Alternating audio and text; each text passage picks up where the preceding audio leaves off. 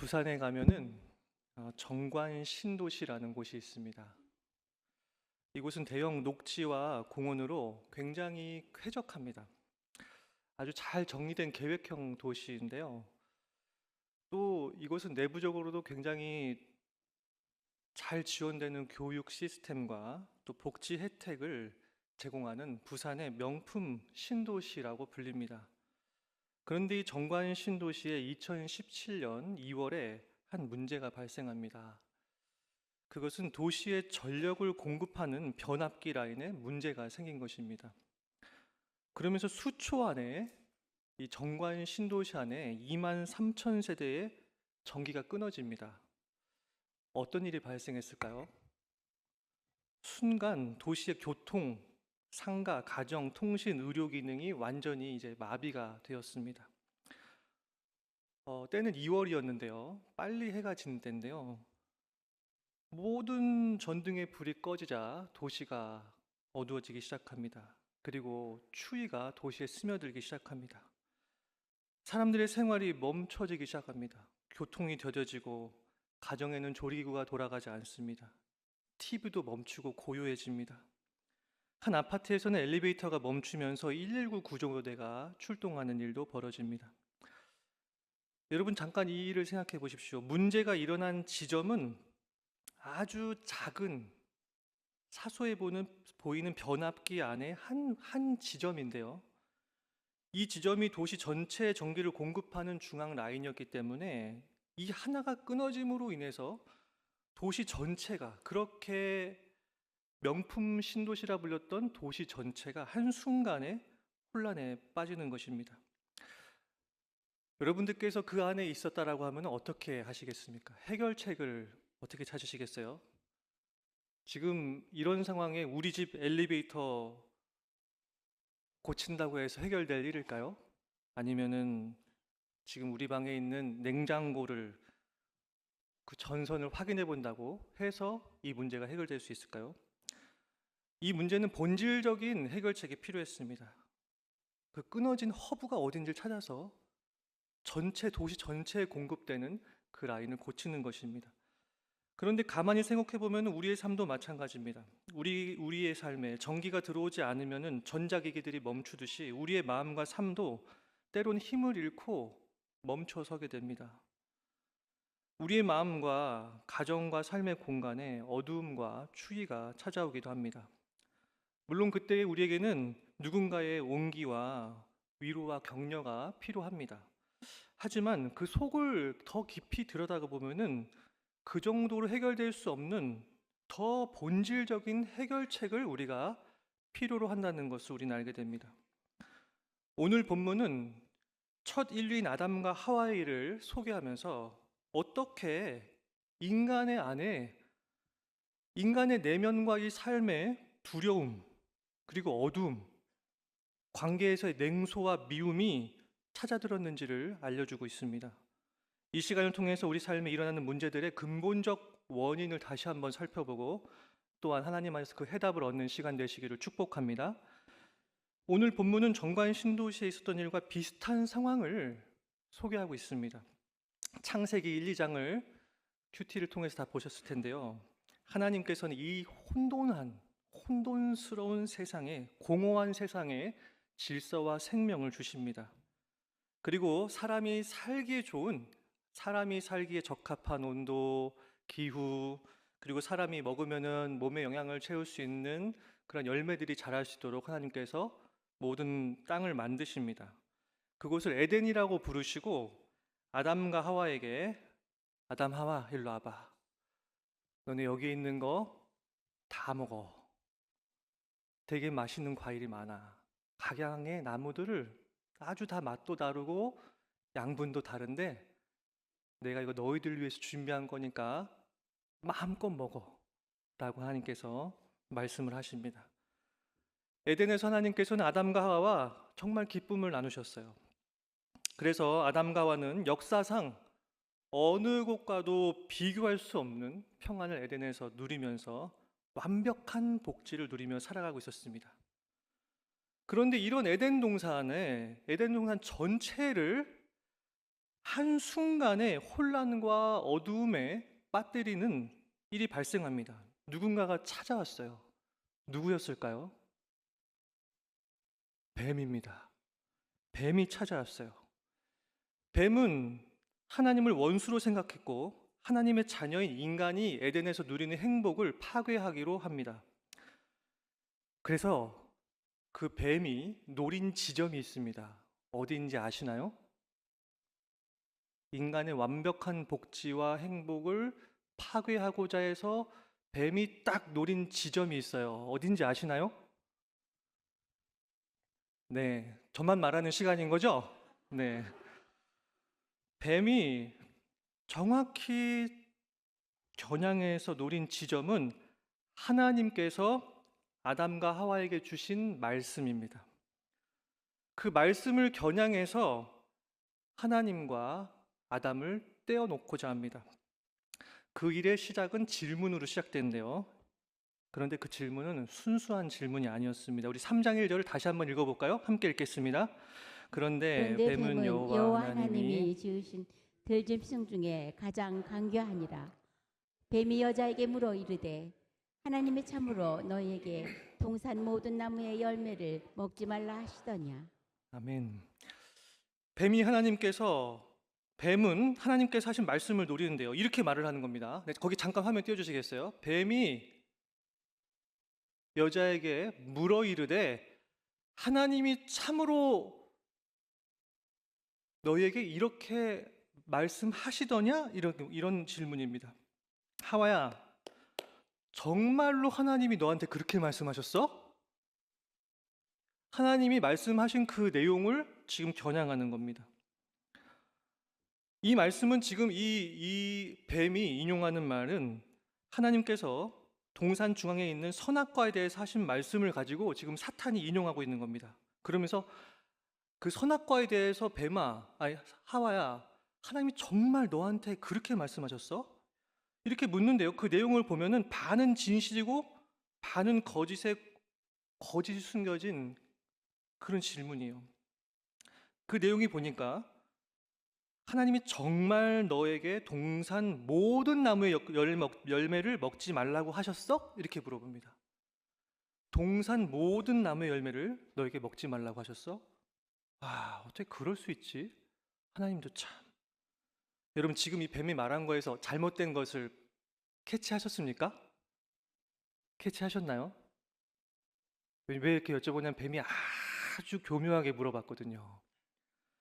뱀의 말이 무엇이 잘못됐을까요? 이것은 실제로 하나님께서 여기에 대해서 하신 말씀을 보면은 찾을 수 있습니다. 우리 창세기 2장 16절 17절에서 선악과에 대해서 하나님께서 하신 말씀이 우리 함께 읽어보겠습니다. 여호와 하나님이 그 사람에게 명하여 이르시되 동산 각종 나무의 열매는 네가 임으로 먹되 선악을 알게 하는 나무의 열매는 먹지 말라. 아멘. 자, 지금 보시면요. 네, 여기까지만 읽겠습니다.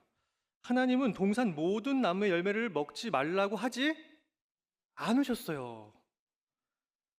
도리어 하나님께서는 여기 동산에 있는 각종 나무, 그러니까 여기 있는 모든 나무의 열매는 네가 임의로 먹되란 말은 네가 원하는 대로 다 먹어, 이런 뜻입니다.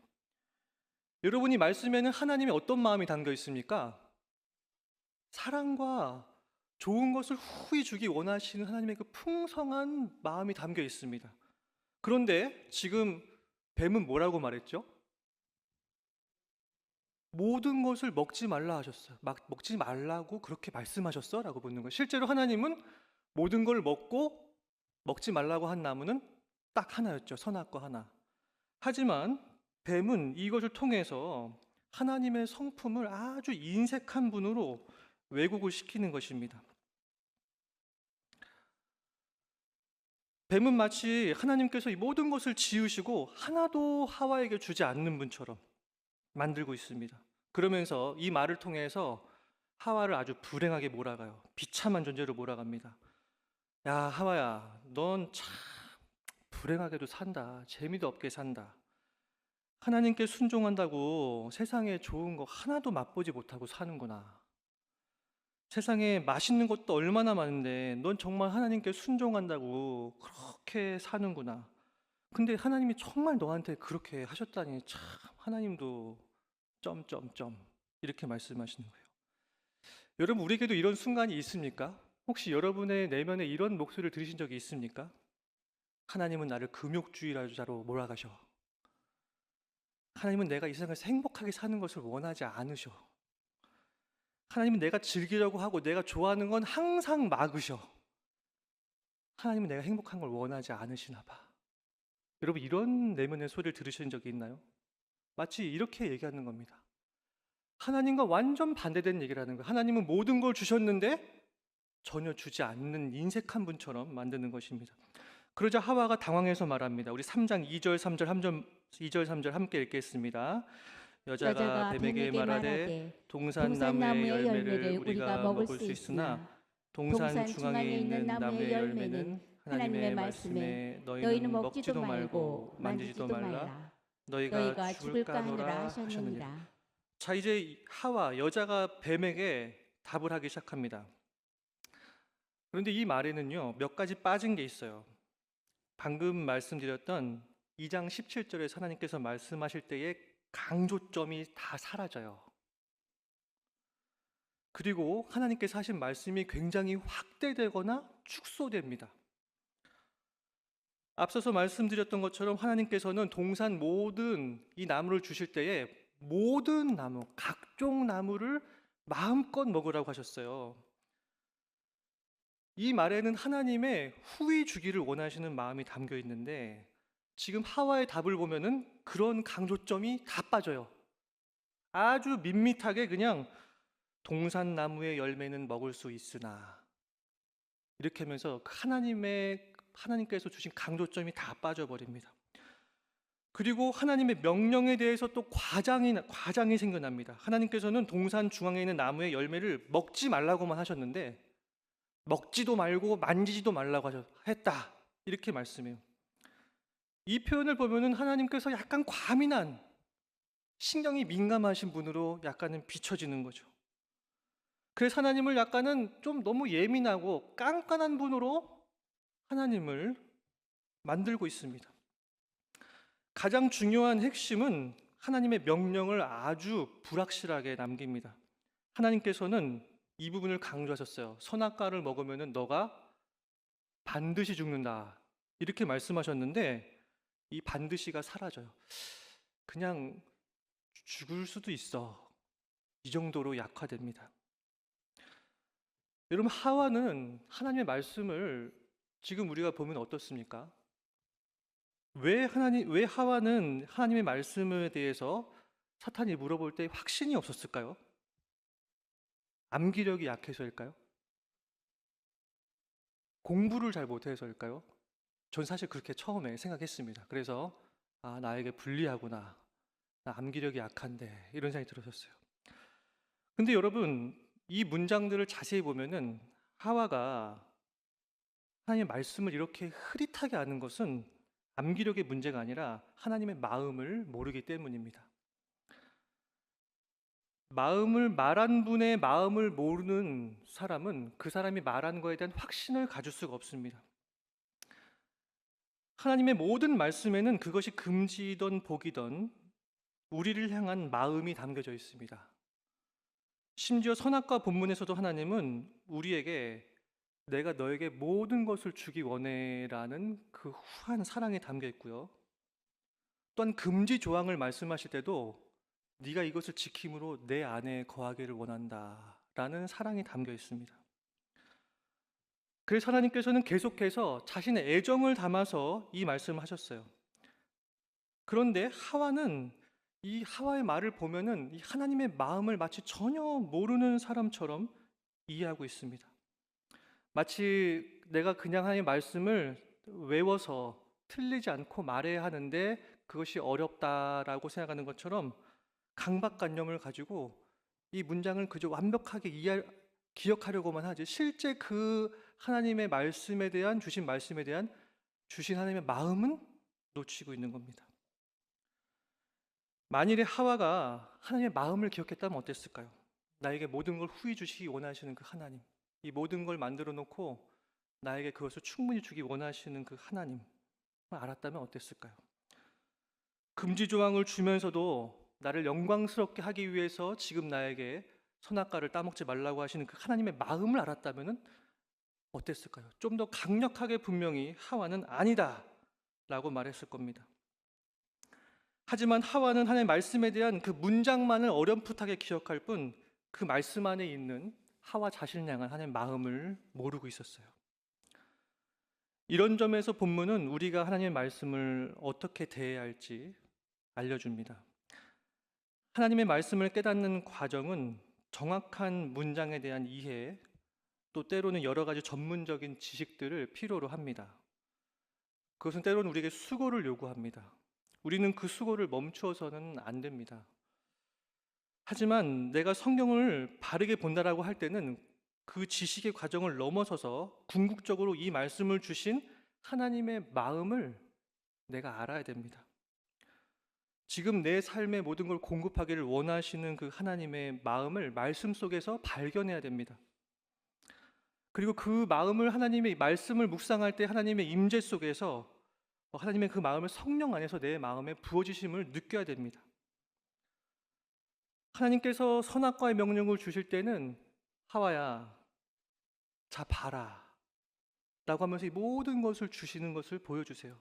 오늘 우리에게 하나님께서 햇빛을 주시고 바람을 주시고 또한 먹을 양식을 주시고 오늘 우리의 심장이 뛰게 하시고 우리에게 모든 걸 베풀어 주시는 그 주기를 원하시는 그 마음을 우리가 말씀 속에서 느껴야 됩니다. 또한 하나님께서 우리에게 무언가를 금하시더라도 그 말씀 속에서 나를 금욕주의자로 몰기 원하시는 게 아니라 그 금지 조항을 통해서 내가 하나님 안에 거하기를 원하시는 그 하나님의 마음을 느껴야 됩니다. 그래서 하나님의 명령을 내가 지킬 때에 궁극적으로 하나님께서 나를 정말로 영광되게 하실 것을 바라보면서 나를 향한 하나님의 약속을 모든 말씀 속에서 그 마음을 느껴야 되는 것입니다. 그렇게 할 때에 우리는 비로소 하나님의 말씀을 진정으로 확신할 수 있습니다. 여러분 아멘입니까? 단순히 머리로 내가 말씀을 암기해서 내가 말씀을 안다라는 것이 아니라 그 말씀 속에 있는 하나님의 마음을 느끼는 걸 통해서 말씀을 내 것으로 만들게 되는 것입니다.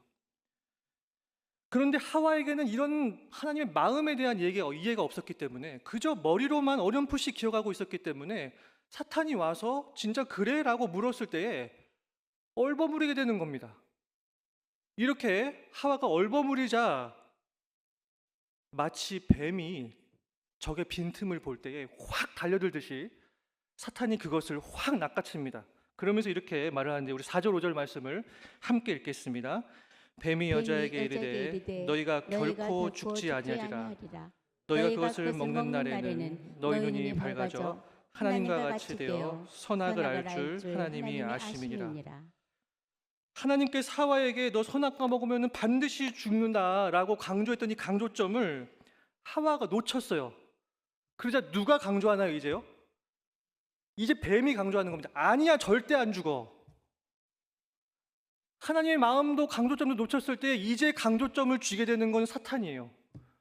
아니야, 절대 안 죽어. 하나님 뜻대로 하지 말고 이제 한번 해봐. 그게 너를 위한 거야 라고 크게 외치기 시작합니다. 뱀은 말합니다. 이제 큰 목소리로 말합니다. 하와야, 거짓말한 거야. 하나님이 사실 그거 먹어도 안 죽어. 도리어 그것을 먹으면 네가 신처럼 되기 때문에 하나님이 너한테 먹지 말라고 거짓말하신 거야. 뱀은 이 하와의 확신 없음 사이로 이제 노골적으로 하나님의 성품을 왜곡하기 시작합니다. 그러고 나니까 그 말을 듣고 보니까 하와가 봤을 때 선악과가 다르게 보이기 시작했어요. 하나님의 말씀이 아니라 자신의 감각을 의지하기 시작할 때 이제 선악과가 너무 꽤 먹음직스러운 과일로 보이기 시작합니다. 그러면서 하와는 일순간에 선악과를 따먹었습니다. 하나님께서 선악과를 주신 것은 하나님께서 가르쳐 주신 선과 악을 배우고 그것을 통해서 이 땅을 하나님의 뜻대로 다스리기를 원하는 마음으로 선악과를 주셨는데 이제 하와가 선악과를 따먹는다는 것은 하나님이 알려주시는 방식이 아니라 이제 내가 판단할게요, 하나님. 선하고 악한 것, 내가 눈에 보이는 선하고 악한 것을 이제 내가 내 눈으로 판단하고 내가 살게요. 하나님, 이제 더 이상 저한테 관여하지 마세요. 라는 독립선언인 것입니다. 그 순간 하와에게 일어난 일은 신처럼 되고자 했는데 그의 눈이 실제로 열렸는데 그에게 보여지는 것은 신처럼 영광스러운 내 모습이 아니라 수치였습니다. 그리고 영적인 죽음을 알리듯이 아담과 하와의 관계가 소원해지기 시작합니다.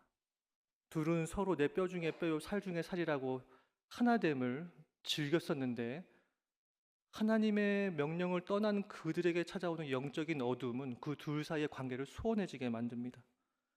그리고 이어지는 인간 사이에 생겨나는 것은 미움, 원망, 그리고 이 땅에 맛보는 것은 고통과 저주가 이루어집니다. 이것이 인간이 경험하는 슬픔, 어두움, 미움, 모든 비극의 시작점인 것입니다. 여러분, 이 작은 일이 하나님의 말씀을 약화시키고 그것을 저버린 이 일 하나가 에덴 동산의 그 행복한 에덴 동산을 차갑게 만들어버리는 것입니다. 그 밝았던 그곳에 어두움이 찾아오는 것이고 어두움과 슬픔이 찾아오는 것이 이 일 하나로 이루어지는 것입니다. 여러분, 우린 다시 처음으로 돌아가기 원합니다. 우리 삶에 어떤 문제가 있습니까? 우리 성도님들께서는 어떤 문제가 있습니까? 우리는 각자의 문제 속에서 나름의 해결책을 가지고 살아가려고 합니다. 나름의 행복에 대한 정의가 있고 그 행복을 쟁취하기 위해 살아갑니다. 우리 성도님들께서 생각하는 행복의 조건은, 내 삶에 필요한 행복의 조건은 무엇입니까? 아마도 각자의 상황 속에서 내가 필요로 하는 것이 이것이다 라는 아마 다양한 답을 하실 거예요. 그런데 오늘 본문에서 인간의 삶에 그토록 행복했던 에덴 안에 찾아온 인간의 비극은 단 하나의 지점에서 시작되는데요. 그것은 하나님의 말씀에 대한 아담과 하와의 잘못된 태도에서 시작되었다라고 말합니다. 우리는 우리 자신을 잠시 돌아볼 때 내가 정말 내 삶의 본질적 문제에 집중하고 있는지, 아니면은 그냥 부분적, 피상적인 해결책만을 구하며 지금 살아가고 있는지 잠시 우리 자신을 돌아보기를 원합니다. 또한 우리의 마음속에 하와가 그러했듯이 하나님의 말씀에 대한 회복은, 궁극적인 회복은 뒤로 하고 그저 내 순간의 필요와 욕구를 해결하는 것에 만족하는 삶을 살고 있지 않습니까? 내 마음 안에 사탄이 하와에게 말했듯이 하나님에 대한 왜곡의 메시지를 품은 채 살아가는 분은 이 가운데 안 계십니까? 경건한 열망이라 쓴 야곱 슈페너가 이렇게 말합니다. 성도들에게 하는 말인데요, 주의하십시오. 사탄은 당신으로 하여금 불필요한 일에 집착하게 하는 반면 정작 필요한 일에서는 멀어지게 합니다. 사탄은 한치라도 틈이 생기면 쓸데없는 질문으로 가득 찬 보따리를 들고 당신 안으로 들어올 것입니다. 여러분, 오늘 우리의 삶에 다양한 문제가 있지만 우리의 문제의 본질은 단 하나입니다. 하나님의 말씀을 통해 하나님의 마음을 아는 것입니다. 우리의 삶의 정말 본질적 문제에 집중하고 하나님께서 주시는 그 답을 통해 우리의 삶에 진정한 회복과 평안을 누리는 우리 모두가 되기를 바랍니다. 그렇다면 그 회복의 시작은 어떤 모습일까요? 그 답은 하나님께서 우리에게 찾아오신다는 것입니다. 우리 함께 3장 8절 함께 읽겠습니다. 그들이 그날 바람이 불 때 동산에 거니시는 여호와 하나님의 소리를 듣고 아담과 그의 아내가 여호와 하나님의 낯을 피하여 동산나무 사이에 숨은지라. 여호와 하나님이 아담을 부르시며 그에게 이르시되 네가 어디에 있느냐. 성경은 이 슬픈 순간에도 하나님의 인격적 이름이 여호와 하나님이라고 부릅니다. 이 여호와라는 이름은 하나님께서 내가 한 약속을 반드시 지킨다라고 할 때 쓰시는 그 자기의 마음을 표현하는 이름이기도 합니다. 그리고 하나님은 이때에 아담에게 찾아오셔서 네가 무엇했니? 라고 묻지 않으시고 네가 어디 있느냐라고 물어보세요. 이것은 하나님께서 아담의 잘못한 죄가 아닌 아담 자체를 찾으신다는 것을 말씀합니다. 그리고 하나님은 꾸중은 하시지만 다시금 약속을 주십니다. 그 약속은 내일 본문에 나오는 말씀이에요. 확실한 것은 하나님께서 다시금 약속의 말씀을 주신다는 것입니다. 저는 말씀을 마무리하고자 하는데요. 오늘 우리에게 하나님께서 주시는 우리 문제에 대한 궁극적 해답은 말씀을 향한 태도의 변화를 요구하시는 것입니다. 모든 믿음의 사람들에게 공통적으로 보여지는 태도는 하나님의 말씀에 대한 확신입니다. 아브라함은 이삭을 통해서 하나님의 말씀은 나의 연약함이나 나의 부족함과 상관없이 하나님의 모든 약속은 반드시 이루어진다라는 말씀에 대한 믿음을 갖게 되었습니다.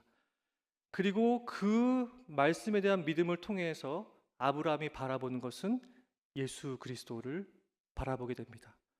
우리가 정말로 예수 그리스도에 대한 그 소망과 구원을 바라보기 원한다면은 그 예수 그리스도를 통해서 주실 것을 약속하신 하나님의 말씀을 붙들고 그 말씀 안에 있는 하나님의 마음을 느끼는 것입니다.